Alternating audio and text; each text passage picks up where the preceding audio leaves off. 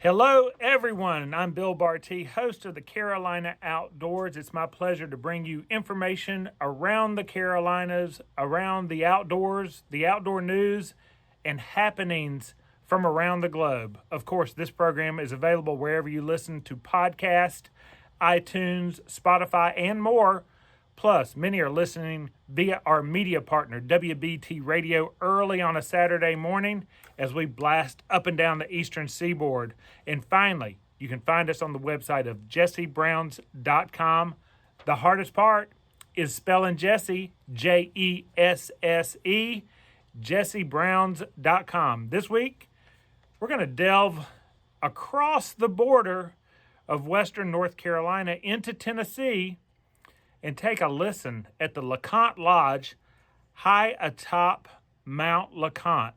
That lodge, that historic lodge in the Smoky Mountains National Park, turned 100 years old this year because that's when construction began, 1925, about it. And I'm going to tell you my story because my wife Elizabeth and I, did a one-day hike up to the top of Mount LeConte and stayed at the lodge and then hiked back out the next day. Of course, that lodge is one of the most unique backcountry accommodations that exist in the national park system. And of course, it was there before the national park even existed. They completed construction there at the summit or near the summit in 1926, but it really started in 1925. It consists of 7 log cabins, 3 lodges with individual bedrooms. They have communal dining, family style, if you will. There's no Wi-Fi. There's no electricity. They do have water, and that's part of the reasons that the LeConte Lodge was chosen, or that place was chosen, to really start with a tent encampment. We're going to talk a little bit about the history of that, but it was because it was there was a spring there. This is the third highest peak alongside the eastern seaboard this way. It's 6,593 feet above sea level, but there's a spring there. So that's really how that occurred. The accommodations there at the lodge, the only truly modern convenience are flushing toilets for guests in the really the communal bathrooms that are available, all of there. So let me tell you about my stay there as we delve into a little bit of my time in the Great Smoky Mountains National Park and the hike up there. There's 6 routes that are available for people who are going up to where the LeConte Lodge is. And of course, there's tons of hiking available through there as in regards to these 6 trails. Other trails available. The Appalachian Trail is nearby, and there's a high country open shelter there that is separate from the lodge that is available as well. The way this place is supplied is airlift for non-perishable items at the beginning of the season.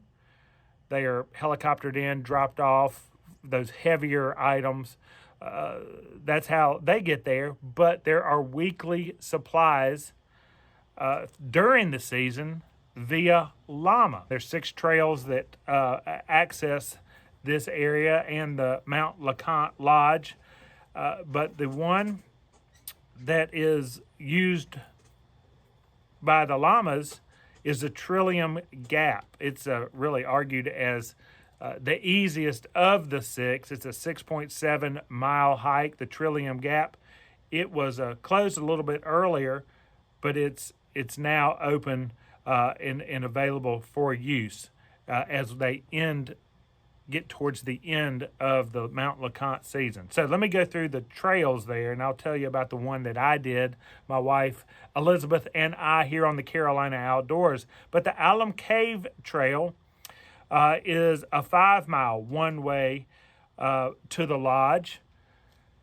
The next one that I can give you is the Rainbow Falls Trail. It's 6.7 miles to the lodge. The aforementioned Trillium Gap Trail, which is a seasonal trail, and it just opened this season, really during the summer of this season. It's 4.5 miles. And I'm leaving one out. Oh, the Boulevard Trail. Did I get all 6? The Boulevard Trail, which is the longest one of them all, and the Bullhead Trail. I think that makes up all 6. What Elizabeth and I chose to do was a 6.7 mile Rainbow Falls Trail. Wow. So the challenge of this is it was a tough trail. I'm gonna give you the lowdown. Again, these are trails that essentially you are doing a up one day and back the next day. So to get up to this high lodge, backcountry lodge, there's a lot of incline going on, and I'm going to read off the incline that we did. I'm going to tell you about it and what it did to my muscles. But again, it starts off just outside of Gatlinburg, Tennessee, and this again is in the Great Smoky Mountains National Park. The Rainbow Falls Trail, 3,900 feet up, 100 feet down. So as you can see, the elevation is quite steep. So up we went, and we don't have to carry, because of the glamping portion of the Mount LeConte Lodge, you don't have to carry your tent. You don't have to carry your sleeping bag. As long as you have reservations there in the lodge, you don't have to carry those things, because it is all provided for the guest up there, as are the dinner that evening, as is the breakfast the next morning. And if you'd like, they do also have bagged lunches for hikers that may be coming by that want to purchase, or guests that are staying the overnight, or maybe staying another night, who may want to have a little bit of lunch along the way. Highlights of the Rainbow Falls Trail are creek crossings, small pools, some beautiful views of the Tennessee side of the mountain. You can see the Tennessee Valley. Of course, this time of year, it's starting to get very nice. There's also the Rainbow Falls that you can see there as well. So we had the opportunity to check out all of that on the hike up to the Mount LeConte Lodge. What we do need to talk about is, although I didn't have to take a tent, I did not have to take a sleeping bag. Can you imagine this steep 3,900 foot ascent up the mountain, which at the beginning of, I was walking strong, no hesitation. I do use my trekking poles because they help with the efficiency of the hike. They also help prevent any kind of injury in regard to balance, because the Rainbow Falls Trail is a rocky, slaty trail with a lot of steps and potential missteps that are available. More on that momentarily. So away we went hiking. I started fast, but with success. We stopped halfway with lunch. It's a 6.7 mile hike. It took us 5 hours to get to the top of that mountain. So that you can do the calculations of how many miles per hour it took. So 5 hours to do 6.7 miles of incline with a little bit of a lunch break, and then later in the hike, several breaks to catch my breath. And wow, I don't know, everyone out there listening to the Carolina Outdoors, your background in hiking, but it's always that last mile that really has an effect, because I would not say that my legs were in hiking condition. They were not in hiking shape. And so I could feel it there toward the end, as well as taking my breath away as well. So there was some muscle aches, muscle soreness, but just take your time. Everyone do their own hike. As you can imagine, at the beginning of a hike like that, closer to the parking lot, is where you'll see other people. Also, toward the end of a hike like that is when you start seeing other people. So as people were declining down the mountain, coming down, descending down the mountain, they would pass us. And a rule for any hikers out there on long hikes per day, if you can give any words of encouragement, true or not, in regards to, hey, you're almost there, it's right around the next corner, or in Appalachian Trail through hiker, long distance hiker Matt Long, he told us about the Farseum length description. It's as far as you can see 5 more times, or whatever that distance. So I really appreciated hikers, as we were getting close to the lodge, giving us a little bit of insight into, hey, you are almost there. And boy, so we did get there. A little bit about this place that we were going to. Again, I hope I mentioned this. The summit, 6,360, 6,360 feet of elevation.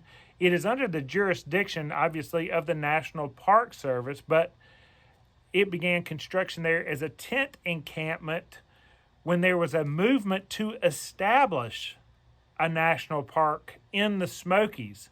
The Great Smoky Mountains National Park didn't come about until 1934, but there was lobbying and promotion and efforts that were in full sway to show the powers that be the beauty of this area and why a national park should be there. Now, we've talked about it in previous episodes way back. Places like Bryson City, the outskirts of that, there were, communities and farms and homesteads where people did not want to have a national park. This place was like that. But in that movement to create a national park right there, they began a tent camp there atop Mount LeConte. It was first begun and erected by a gentleman named Paul Adams, and it was to entertain dignitaries that were coming from Washington, D.C., in places like that.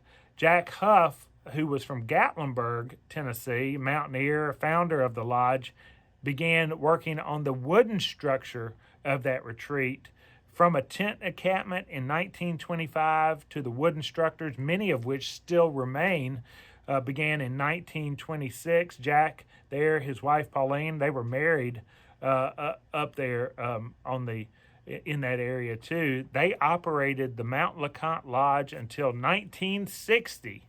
And again, as mentioned, many of those places are still available. If you're thinking about an adventure hiking anything like this, I would also remind you that to help with any adventure, which can be uncertain, think about Vine and Branch Capital, because they help turn uncertainty into confidence. Expert advisors at Vine and Branch Capital work to build plans for your individual needs every step of the way, like a hiking trip. No matter your goals, a Vine and Branch advisor is there for you. So whether you're planning for retirement, saving for college, or looking to invest wisely, or maybe planning a hiking trip high atop a lodge, a mountain with a lodge, remember, Vine and Branch Capital is here to help make the most of your money. Give them a call, 980-701-0870, or better yet, just check them out online, vineandbranchcap.com. Your next hiking trip and adventure deserves clarity. Let them help prepare you for the future so we can hike through it together. Investment involves risk. Past performance is not indicative of future results. Consult with a professional for personalized advice. As mentioned, Jack and Pauline Huff had the property there and operated it until 1960. Then Herrick and Myrtle Brown owned and operated the Mount LeConte Lodge from 1960 to 1970. For those years, the common practice of the wood-burning stoves because of logging in the area. Horses were used at the lodge, and shared ownership of the lodge occurred from 76, after Eric and Myrtle Brown, 76 to 1989, with Jim Huff, Hugh Ogle, and Bill Reinerson. It was during that time that the llamas began being utilized to pack provisions inside instead of the horses and the mules. They began using llamas. The cabins were no longer heated by burning wood, but kerosene stoves. And then the Stokely family came in 1989 with a limited partnership between Stokely Hospitality Enterprises and Tim Line. John Northrup assumed the role of general manager in 2017 and has been with the lodge since 2010. Stokely Hospitality Enterprises has operated several other establishments in the area, including the famous Applewood Farmhouse restaurant in Sevierville, Tennessee. So, during my hike here, and if you're just joining us here on the Carolina Outdoors, I'm talking about my wife, Elizabeth, and I's hike and stay at the LeConte Lodge, which turned 100 this year. And as they are finalizing their season up there, they have winter overnight people who oversee the property and the cabins during the winter when they are closed. But when you get to the lodge, of course, they have these comfortable but rustic cabins for you to stay, rocking chairs on the porch to enjoy sunlight, to rest, which I definitely needed. Again, there's dinner is served in concert with the sunset, that you can hike up to Myrtle Point and see the sunset.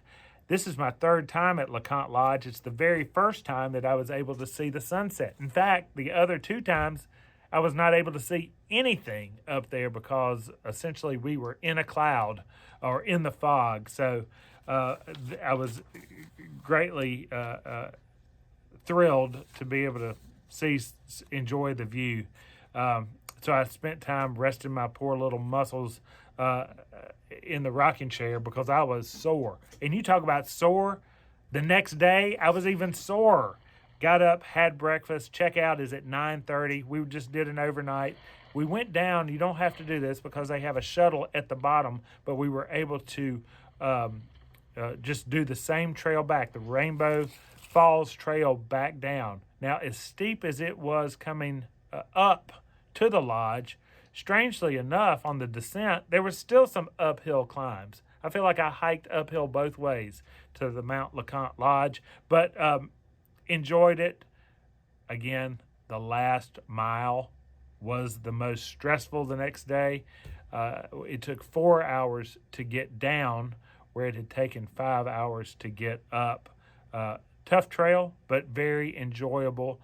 Again, there are 6 trails to that one. I think 5 are open now. They have just a few weeks left for that.